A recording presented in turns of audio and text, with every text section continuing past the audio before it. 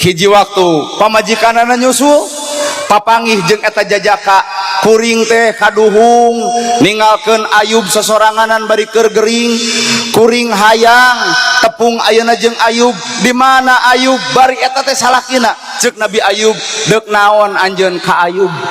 maka cek istrina deuk menta hampura akhirna kuring nu ngaranna Ayub kumaha atuh cara menta hampurana kuring nepi ka istrina nyadiakeun tilu rupa hiji nyere dua suluh bebekan katilu halu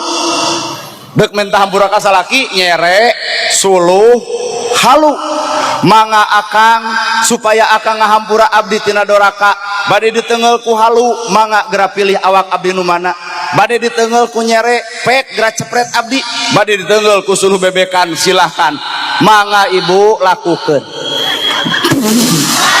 lamun ibu boga kasalahan kasalaki nu bieu alatna ieu halu Kang tak ieu bebekan suluh Kang tak ieu nyere rumasa abdi tos nyieun dosa ka akang mangga geura hukum ku abdi daripada abdi dicepret di akhirat ku pecut nage ku malaikat digebugna kami teu ridho anjeun teu ridho leuwih hade anjeun mecut tandana abdi minta hampura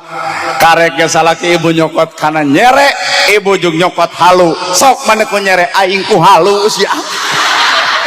ini sabab level urang lain level istrina Nabi Ayub cek Nabi Ayub moal kami memual dek gubag gebug moal dek cuprat cepret ngan kadepi engkeun ulah ninggalkeun salaki pedah kuring keur riweuh pedah kuring keur panyakitan tidinya dibere gelar yen Nabi Ayub adalah ulul azmi nabi anu teurak ku kalimat sabar